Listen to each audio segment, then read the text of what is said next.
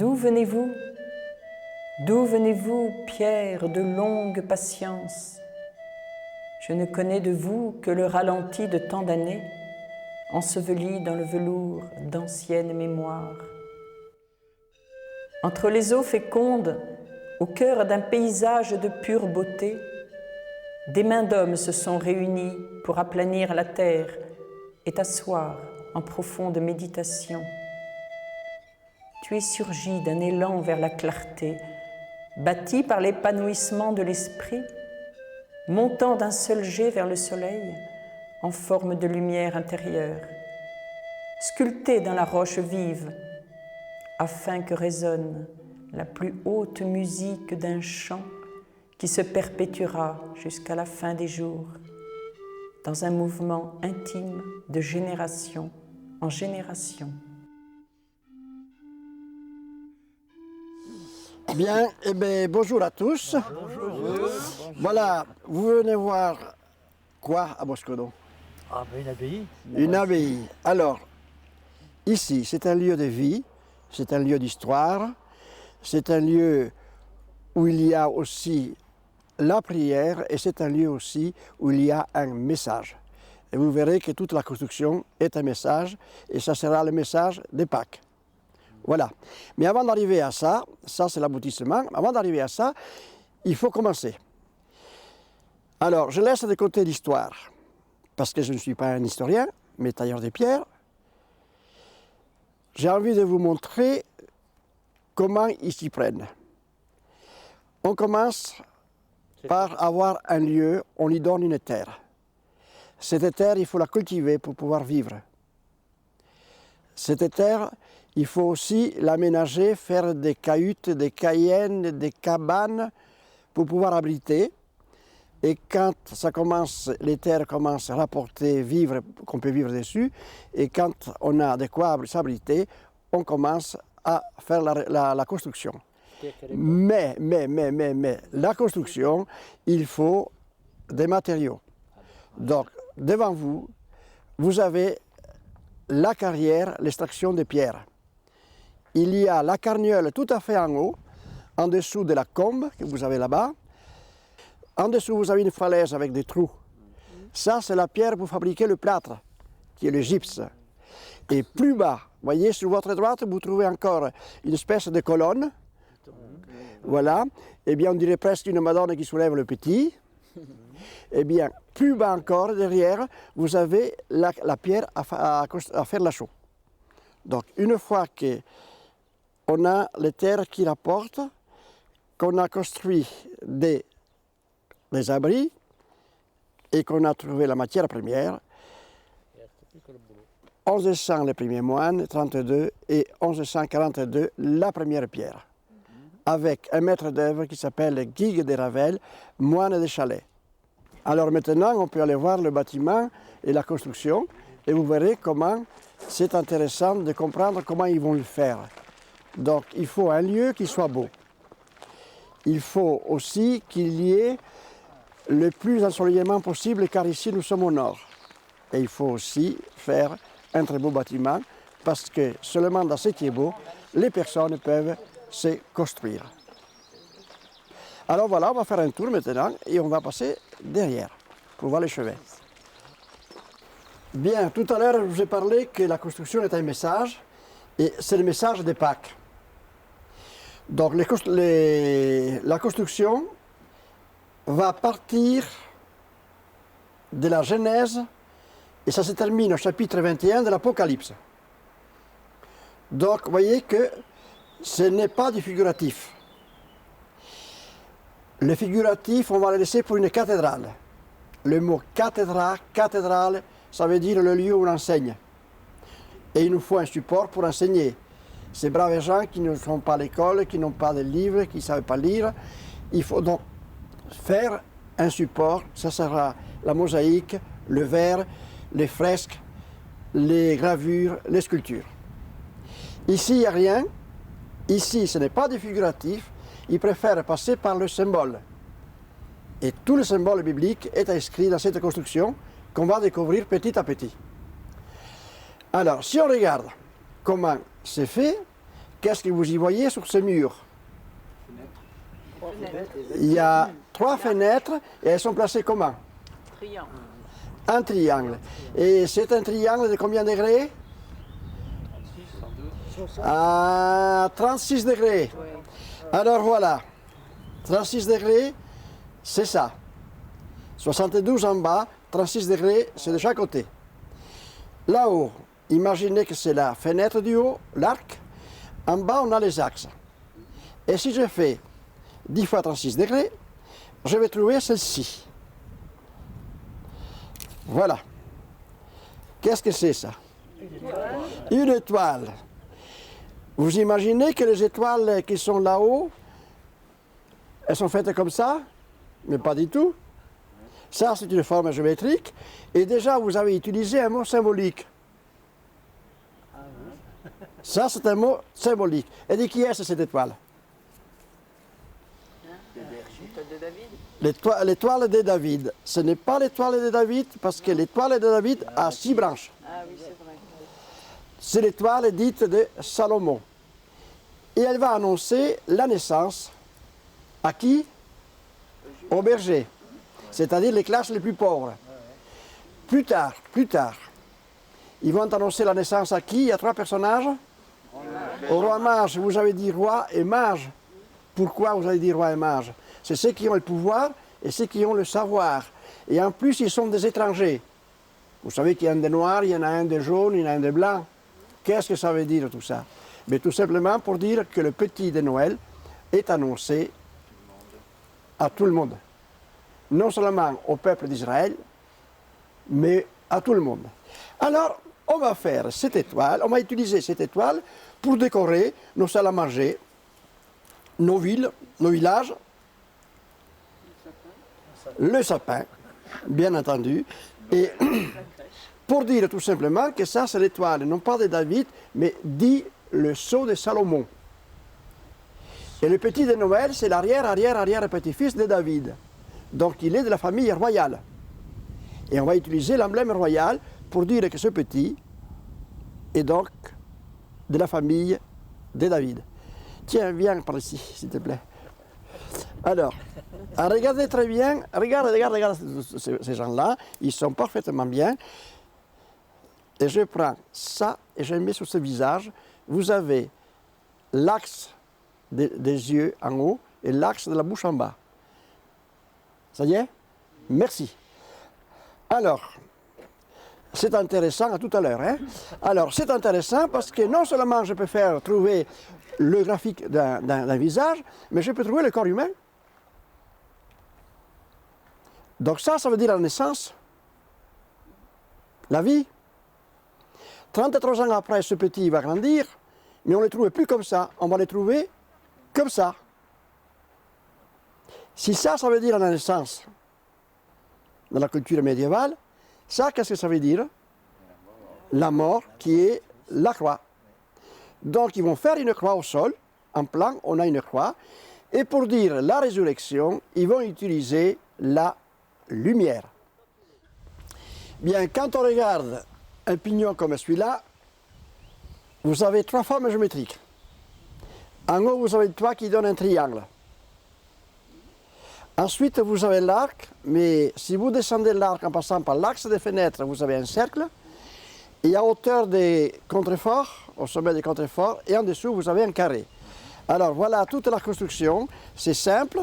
On va donc faire l'étoile pour dire la naissance, la croix au sol pour dire la mort, la lumière pour dire la résurrection, le toit,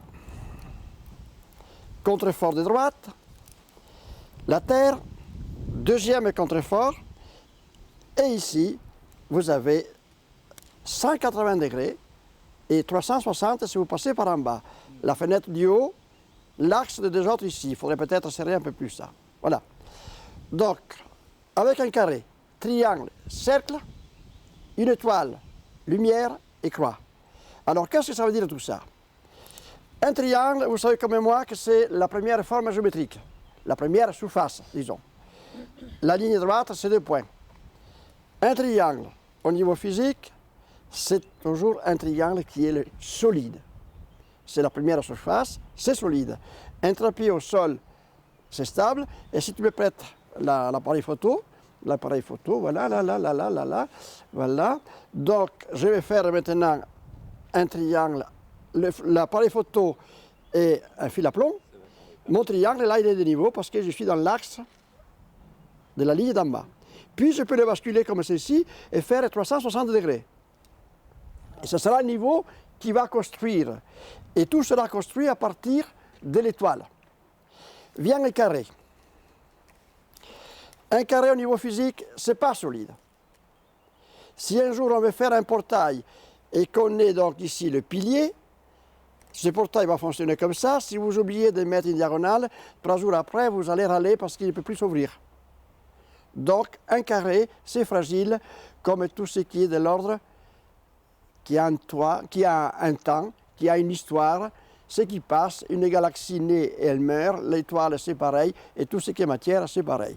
Donc vous avez vu que le triangle c'est la relation, le carré c'est tout ce qui est fragile, matériel, et puis je ne sais pas si vous avez regardé ces sculptures de cathédrales, pourquoi on a mis un cercle derrière la tête.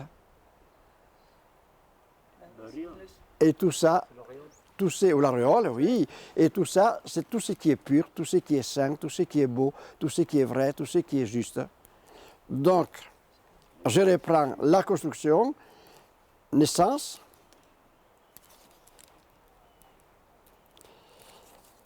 triangle relation, trinité ou le foyer, l'amitié, le carré fragile. Donc, cette relation qui est la trinité là-haut, il y a quelqu'un à Noël qui a voulu faire relation avec l'humanité. Et voyez que l'étoile Noël va se trouver à la fois dans le cercle, et à la fois il est dans le triangle, et à la fois il est dans le carré. Et il est resté toujours au niveau divin, parce qu'il est dans le cercle, et toujours relié à la Trinité d'en haut, si vous voulez, mais aussi relié à l'humanité en bas. Moine, monos, ça veut dire un. De un, il faut qu'il passe à communion, communauté. Et quand on regarde une construction comme ça, on sent très bien qu'elle émane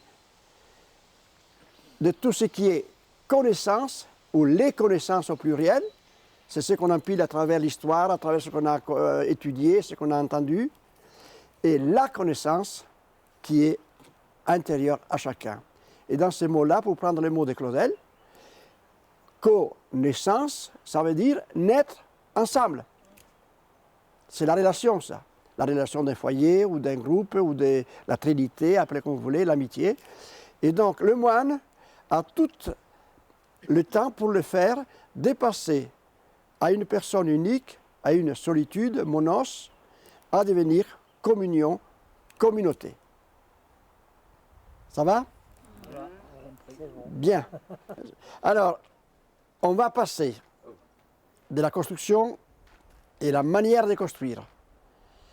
Nous, on parle de mesures. À cette époque-là, le mètre n'existait pas, les chiffres qu'on a aujourd'hui n'existaient pas. Alors, ils vont utiliser que des rapports. Ce ne sont pas des mesures, mais des rapports. Alors, Denise, tu peux venir ici 2 secondes, s'il te plaît. Tu tournes là, tu regardes tous ces publics qui sont sympas. Prête-moi ta main. Voilà comment se fabriquer une main. C'est une question de rapport. 2 fois ça égale cette longueur-là. Ça plus ça égale celui-ci. Si je prends ça, égale à celui-ci. Voilà comment se fabriquer une main. Et maintenant, si je prends un corps humain, on va voir le modulor de la construction. Voilà. Donc, à partir de ça, maintenant, du corps, et ce sera le corps du Christ, on va tout faire la construction qui est derrière vous. Maintenant, je vais prendre un pouce. Plus un pouce, ça fait 2 pouces, égale 3 doigts. 2 pouces plus les 3 doigts égale la paume. Les 3 doigts, j'ajoute la paume, me donne le palme. Je prends la paume, j'ajoute le palme, je trouve cette longueur qui est l'empan. Je prends le palme plus l'empan, je trouve la longueur du pied, et l'empan plus le pied, la coudées. Et si je divise ça, c'est toujours 1,6 et quelques.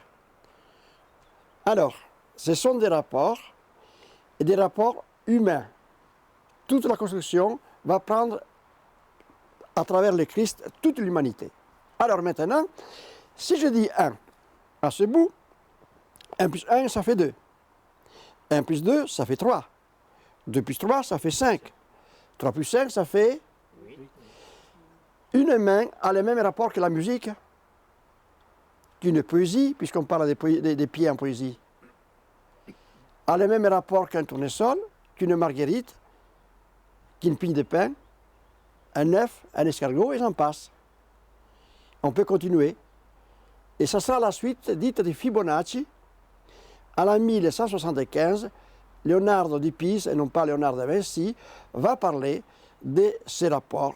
1 plus 1, ça fait 2, 1 plus 2, ça fait 3, 5, 8, 13, 21, 34, 55, 89, 144. Si je m'arrête là, on trouve l'Apocalypse. Donc tous ces nombres, je dis bien des nombres et non pas des chiffres, sont dans l'écriture qui est la Bible. Et Léonard de Vinci, plus tard, va parler de la divine proportion. Surtout avec son professeur qui était un moine et franciscain, Luca Pacioli, et ils vont faire un traité sur la divine proportion. Plus tard encore, on va trouver le nombre d'or. On va parler des nombres d'or. Donc, mais ils n'ont jamais utilisé ni le nombre d'or, ni la divine proportion. Ils ont tout simplement utilisé des rapports.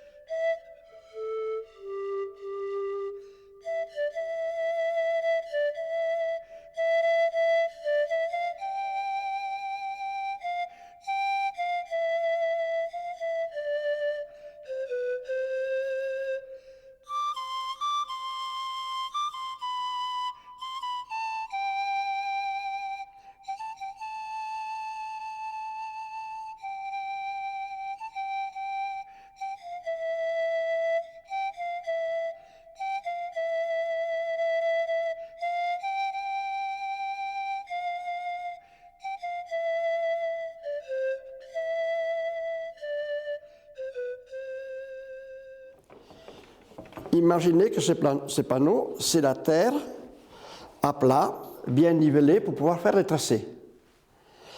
Alors, les moines vont planter un piquet. Ce piquet va être planté le jour de la dédicace, c'est-à-dire toute église s'est dédiée à quelqu'un. Si c'était la Saint-Jean, le soleil se lève là. Si c'est Marie le 15 août, le soleil se lève beaucoup plus bas. Si c'était Saint-Martin, le soleil va se lever encore beaucoup plus bas. Donc il n'y a pas une en général qui sont tournées vers l'est, pas une, mais toutes vers le levant. Alors ils vont planter un piquet et ça sera une grande fête. Puis ils attendent le soleil du matin, du jour de la dédicace. Ce soleil va donner sur le piquet une ombre. Puis le soleil passe de l'autre côté, vers le couchant. L'ombre se trouve ici. Mais l'ombre du piquet ne peut pas rester en place puisque le soleil bouge. Et la pointe de l'ombre du piquet va tracer sur le sol ce graphique. À midi, l'ombre la plus courte, puis elle s'allonge au soir. Du point maintenant à l'ombre la plus courte, ils vont tirer une droite et ça sera le méridien. Le triangle, toujours première forme géométrique. Ça, c'est fini. Avec la corde à 12 coudées, on va donc utiliser le piquet qui est là et on va faire un cercle autour de ce point. Puis, on prend le piquet, on le plante ici, on l'arrache et on le plante ici, et de là à là, il y a le rayon. Et on va tracer un autre cercle, qui est plutôt une patate, mais enfin ça ne fait rien. Donc, vous voyez très bien que l'intersection de deux cercles, ils vont tirer une droite, et ils ont les 4 points et les axes de l'église. On peut mettre maintenant l'église ici, la tête, les bras, le corps, mais j'ai envie d'utiliser simplement l'équerre, puisqu'on a fabriqué l'équerre par ce jeu de cercles. Alors, ils vont faire un carré, et ça sera la largeur de l'abbatiale. Sur ce carré, ils vont planter un piquet ici. La corde va être tendue. Puis, cette corde est basculée comme pour faire un cercle, mais on ne va pas plus loin. Donc, on s'arrête ici, et on a ici un rectangle phi. Là, on va ajouter encore un carré. Là, on va ajouter encore un carré, et on a le haut de l'abbatiale. La deuxième partie, ils vont faire encore un carré. Le piquet va être planté ici, la corde sur l'angle comme tout à l'heure. On glisse comme pour faire un cercle, mais là, on complète et vous avez le plan au sol. Pour la hauteur, ils vont prendre la largeur et ils vont doubler la largeur. Alors, les fondations sont faites, on n'a plus besoin de faire tout ça, et voilà qu'il faudra tracer maintenant la voûte et le reste de l'abbatiale vers le haut. Alors, on complète ces deux carrés. Puis, le sol. On a maintenant possibilité de tracer la voûte. Pour tracer la voûte, il suffit de tirer les diagonales, mettre le piquet au centre, la corde donne un rayon, et cette corde, on la bascule pour tracer la voûte. Il faut maintenant trouver l'épaisseur du mur qui va résister aux pressions des voûtes. Ça, on le coupe en 4. Puis, on plante le piquet ici. La corde va sur l'angle et on la glisse comme pour un cercle, mais on ne peut pas aller plus loin. Et on obtient ici l'épaisseur du mur qui est capable de résister aux pressions des voûtes. La même chose ici. Voilà. Il faut tracer le toit. On a l'axe, on plante le piquet, la corde vient sur l'angle, et toujours comme pour faire un cercle, on s'arrête dans l'axe et on peut tracer le toit. Voilà la nef la plus haute qui est tracée.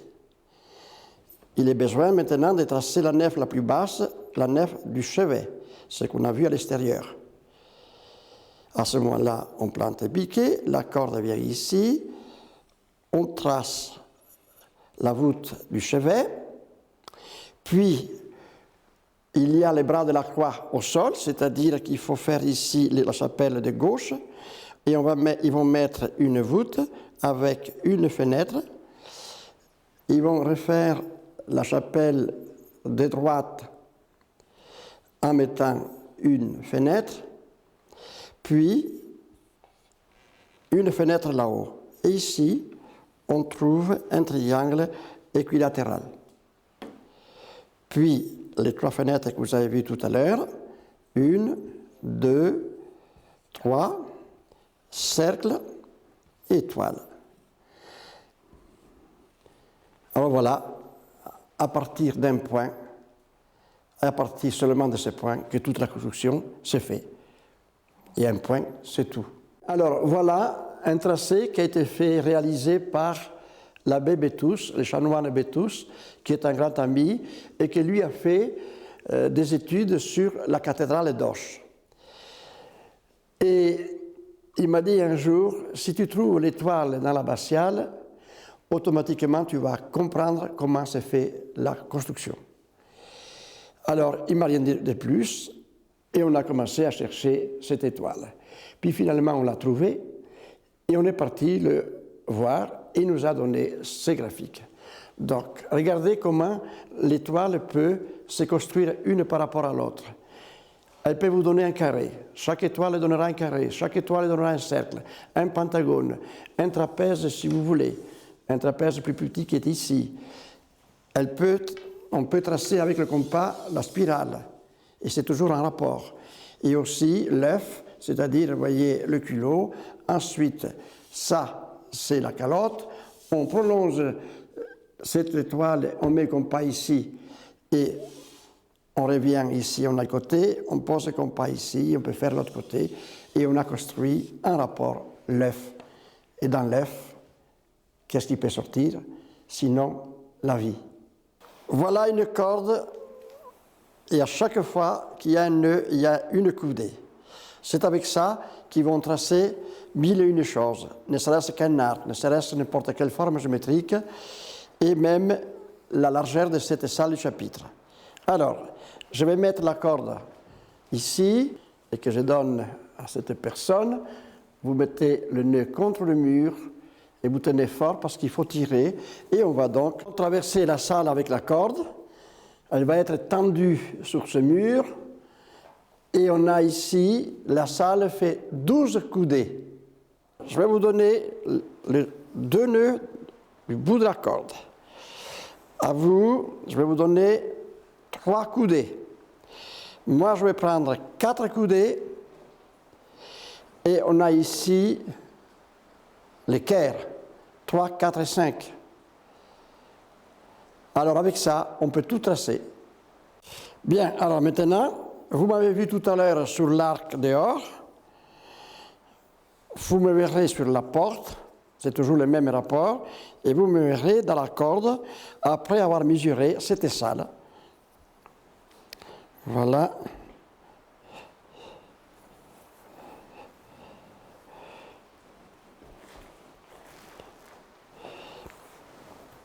Voilà.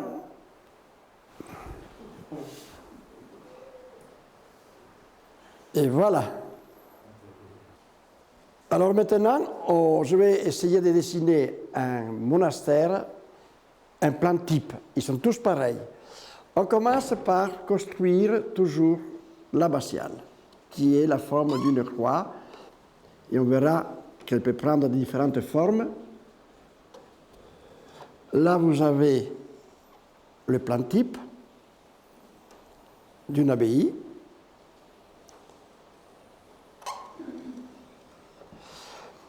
Si c'est des bénédictins, ils préfèrent la coupole et puis les chapelles à l'extérieur. Ici, c'est une croix latine. Ça, c'est un lieu matériel puisque c'est un carré ou un carré long. Là, on va mettre l'espace intérieur qui est le cloître. Quand on dit cloître, on dit toujours cloîtré, fermé, ce n'est pas du tout ça. Ça veut dire l'espace intérieur, non seulement de la construction, mais aussi des personnes. Quand ils peuvent le mettre, on va mettre l'eau et 4 chemins pour y accéder.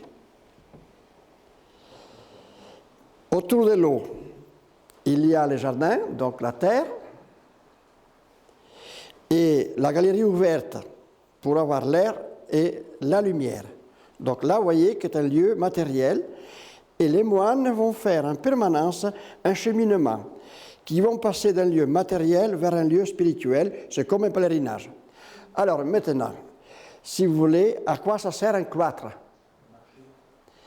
À marcher, laissez-moi dire cheminer. Cheminer avec les pieds. Et après, pendant qu'ils cheminent, qu'est-ce qu'ils font? Ils prient. Laissez-moi dire ruminer, c'est des gros ruminants. Et ils ruminent quoi? La Bible, la parole. Et les moines n'avaient qu'une seule chose à offrir à Dieu qui est silence, le silence de la contemplation. Et ils vont être actifs 6 fois par jour. Vous savez, si le 4 c'est la matière, si le 3 c'est la relation, comme on a vu au départ, eh bien le carré et le 6, le 4 c'est la matière, mais le 6 c'est donc les séjours aussi actifs de la création. Et dans lesquels, 6 fois par jour, ils partent d'un lieu matériel et ils rentrent par une porte qu'on appelle la porte des moines. Ensuite, vous avez ici la porte des convers. Là, vous avez la porte pour le public. Et vous voyez que toute la construction, il y a un rythme de 3. 3, c'est la relation. Donc, ils vont faire 6 voyages par jour à l'Aude, à Prime, à Tierce, à Sexte, à None et à Vêpres. Ils sont actifs d'un lieu matériel vers un lieu spirituel. Et après, il a compris que si on prend la semaine, c'est dimanche, lundi, mardi, mercredi, jeudi, vendredi, actif. Samedi, c'est le repos. Et le 7e office, c'est les complis. Et après complis, qu'est-ce qu'ils font, la communauté? Qu'est-ce que fait la communauté? Vont dormir sur le repos. Et après, il me reste le 8e office qui est les matines. Matines, c'est le matin, quand les ténèbres vont peut-être, ils commencent l'office dans les ténèbres et ils vont vers la lumière. C'est toujours la même histoire. Donc, la construction d'un plan type, c'est ça. Après, ici, on a la sacristie, la salle du chapitre. Ici, on a 3 niveaux pour descendre à la salle du chapitre. Toujours un rythme de 3. Voilà comment c'est bâti. Ici, ce sont des bancs dans lesquels vous êtes assis là-dedans. Et une salle chapitre, à quoi ça sert? Alors, évidemment, on dit chapitré, on voit tout de suite le négatif. Or, la salle du chapitre, c'est qu'ils vont lire un chapitre de la règle. Et quand la communauté descend, c'est toute la communauté qui est la même chose, c'est-à-dire qu'il n'y a pas de plus grand, de plus petit, des savants, des intelligents ou moins intelligents, c'est tout pareil, tous pareils. Donc là, on lit le chapitre de la règle, cette règle va permettre de fonctionner librement. Souvent aussi, quand on dit une règle, on voit tout de suite la rigidité. Mais non, c'est tout ce qui va libérer les personnes. Et cette salle, c'est une salle où, jour par jour, les moines cherchent à se libérer, y compris de ses passions. Et à partir de là, c'est le premier temps. Une fois qu'on a fini la règle, on passe à la séquence suivante qui est parce que dans toute communauté humaine, eh bien, il y a toujours un frottement qui se fait entre les personnes. Les moines doivent naître ensemble, connaître ensemble des monos, des moines, doivent devenir communauté, communion. Et pour ça, il faut que tout le monde puisse naître ensemble. Et quand il y a un frottement, il y a des fentes qui se font dans la communauté, qu'elles soient familiales ou autres, et difficile à rattraper. Pour ça, il faut passer au pardon. Le pardon, il faut qu'il soit donné ou reçu.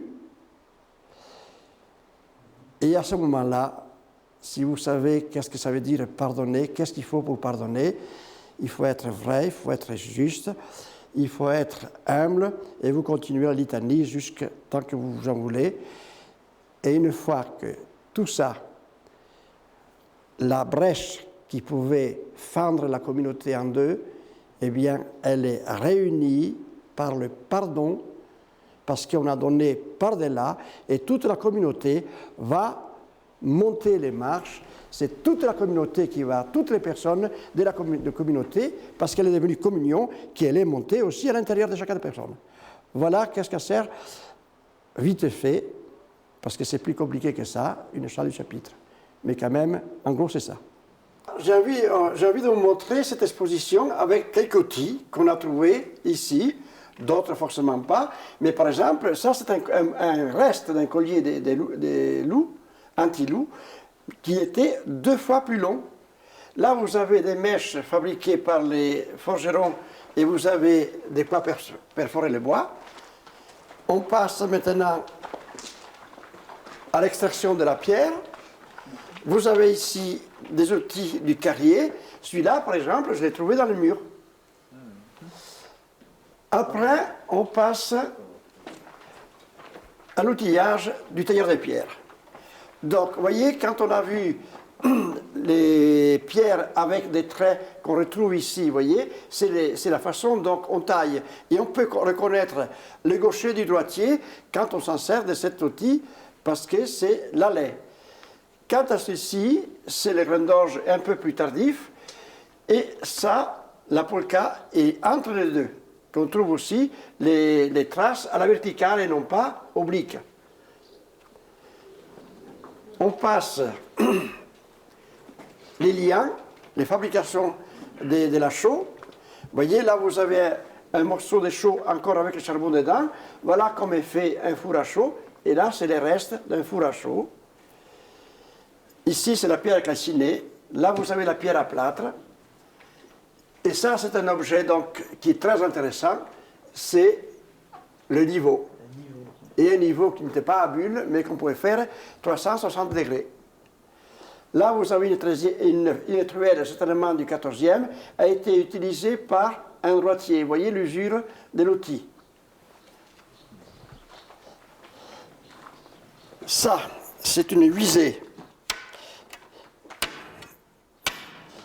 Voilà, dans laquelle on peut regarder par cette petite fente sur les quatre côtés. Et l'expression « un poil près », c'est cet outil, l'expression française, c'est cet outil qu'il a donné, parce qu'on y mettait un poil accroché avec des bouts de bois serrés pour pouvoir donc viser et mettre un jalon à 300 mètres en plein centre. Parce qu'autrement, quand on regarde par ici, vous avez un phénomène de divergence. Et avec le poil, on pouvait bien aligner le jalon à 200 à 300 mètres sur ce poil. Alors voilà, vous voyez très bien qu'on prend donc, vous voyez qu'il est coupé en 4. Donc à l'équerre. La fabrication des cordes. Cette partie qui est là est intéressante parce que vous avez ici la confrérie des maçons qui ont offert ce vitrail et vous avez les maçons avec le niveau. Ça, c'est un niveau d'un géomètre, mais les plombs ne sont jamais en place parce qu'on les enlève. Et on a toutes les pentes possibles et imaginables avec la radiation qui est ici, parce que le fil à plomb, lui, est toujours vers le centre de la Terre. Là, vous avez l'outillage des sculptures. Là, c'est les chasses pour tailler à une manière rustique. Quand on veut tailler comme ça, il faut avoir l'angle que l'homme de Cro-Magnon a utilisé pour tailler le silex. Autrement, ça ne marche pas.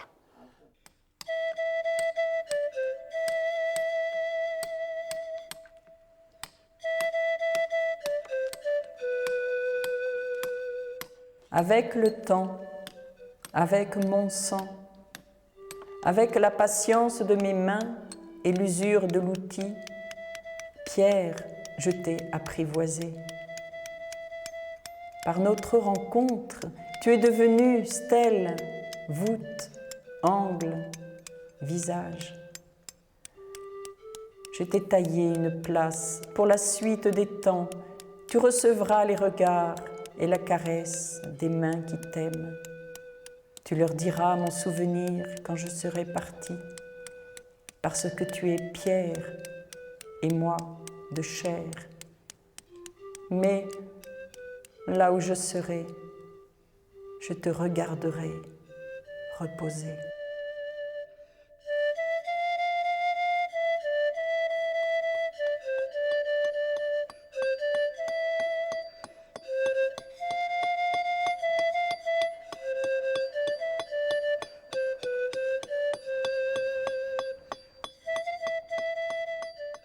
La main du tailleur de pierre était aussi rugueuse et épaisse qu'un madrier.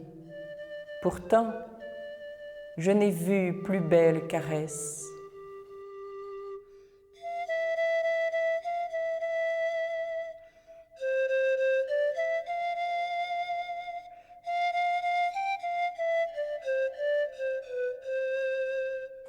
C'est plus qu'une compagne. Je dis bien, c'est une amie. Le travail de la pierre est toujours fascinant à faire. Et j'ai eu beaucoup de joie à les pratiquer depuis 40 ans. Alors là, on est dans un cloître. Et le cloître, c'est l'espace intérieur dans lequel, quand on parle d'espace intérieur, ça veut dire aussi dans chacun des moines qui vivent ici. Et un cloître est fait pour cheminer.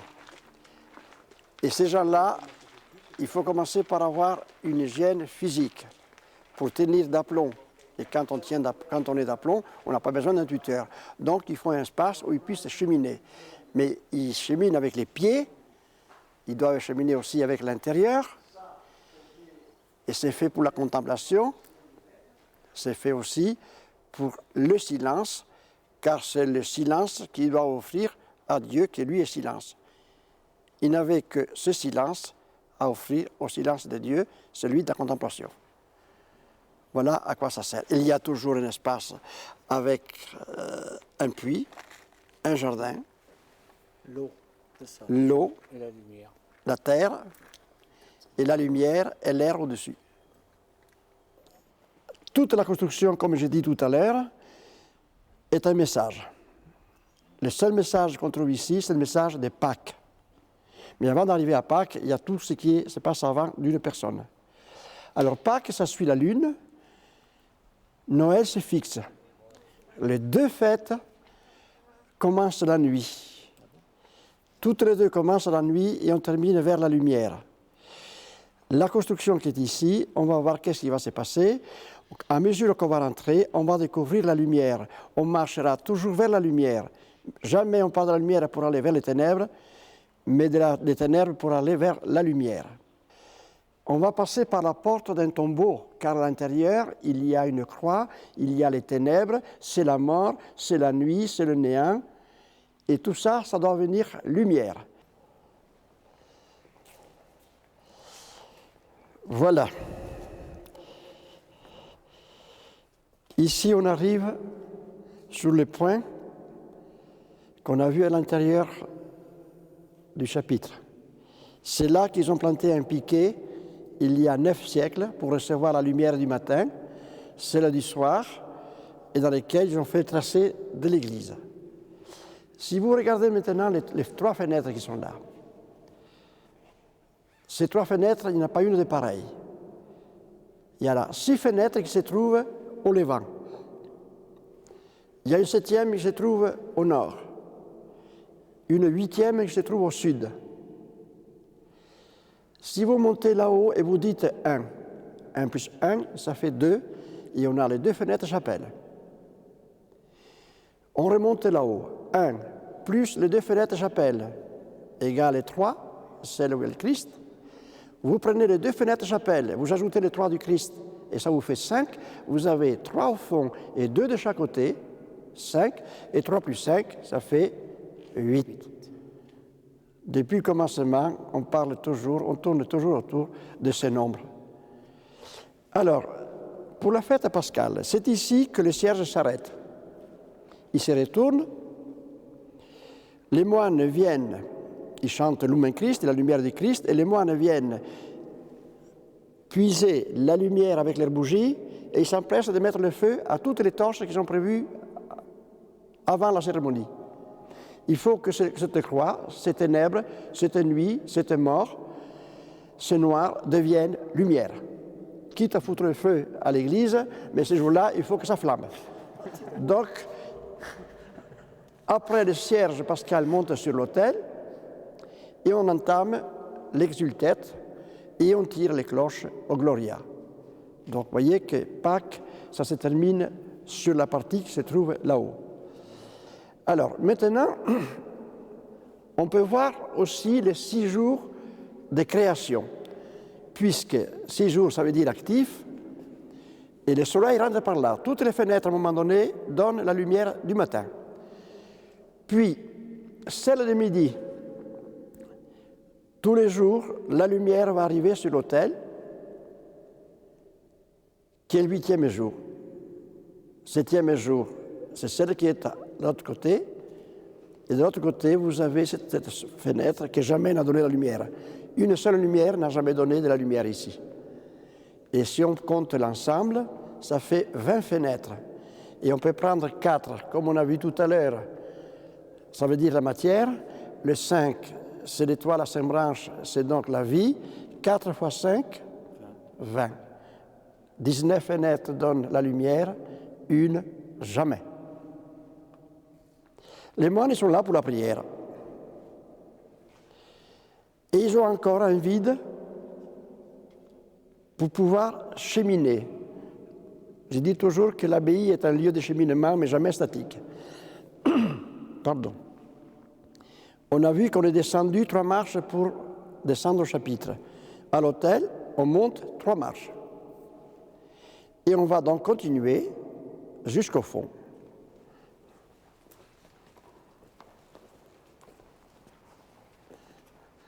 Approchez.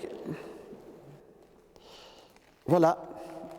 On arrive ici, ce qu'on appelle le sanctuaire, le chevet. Et pour les moines, c'est l'aboutissement de la marche, du cheminement qu'ils ont fait à Pâques. Donc, si on avait porté la corde qu'on a vue au chapitre, comme on a mesuré la salle du chapitre, on aurait 12 coudées d'ici jusqu'au fond. De cet angle à cet angle en travers, 12 coudées. Du sol jusqu'au départ de la voûte, encore 12 coudées. 12 fois 12, ça fait 144.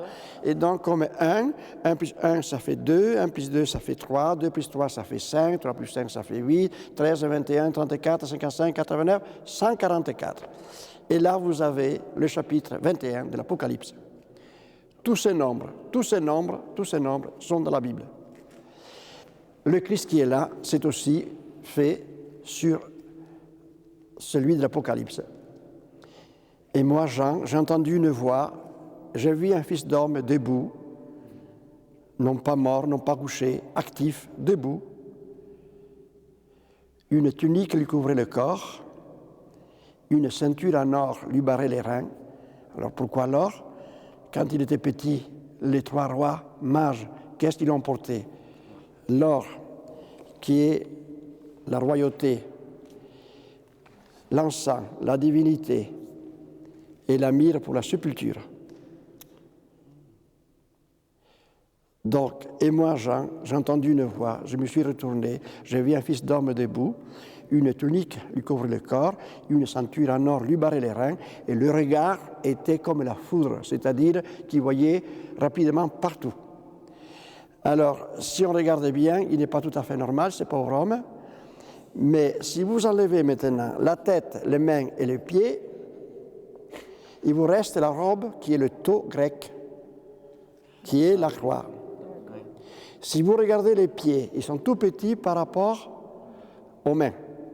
Ça veut dire qu'il n'a plus besoin de terre, de matière pour exister. Il est d'une autre durée et c'est l'ascension. Maintenant, si vous regardez les mains, elles sont trop grandes par rapport au corps. C'est parce qu'elles sont tendues, d'abord parce que ce sont des mains de charpentier. Et quand vous serrez la main d'un charpentier, ou celle d'un menuisier, ou celle d'un maçon, vous verrez qu'il y a 3 mains qui sont différentes. Celle-là, c'est celle du charpentier, qui les a tendues entre l'alpha et l'oméga, et on y est tous dedans.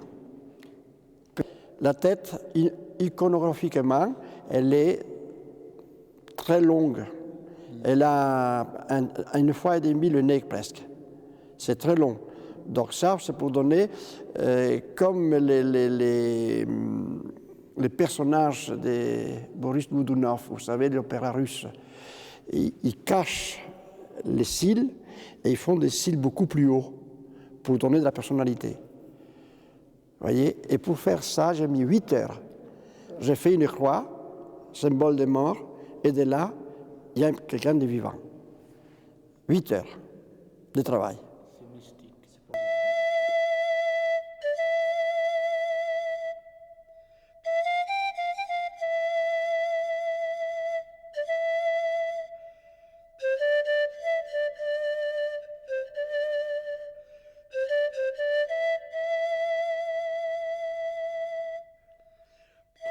Pour moi, la visite, c'est une manière de me compléter dans mon cheminement de la vie tout simple et d'aller beaucoup plus loin, c'est-à-dire de suivre cette construction jusqu'à l'aboutissement.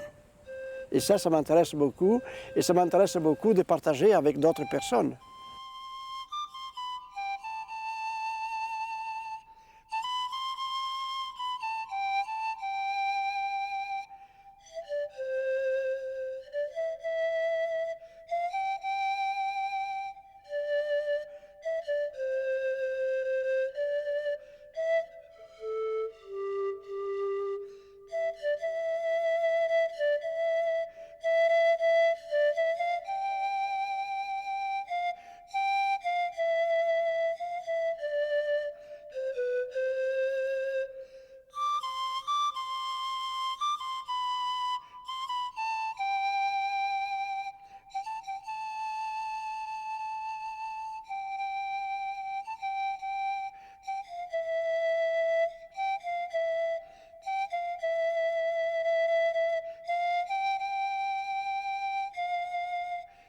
La journée s'achève.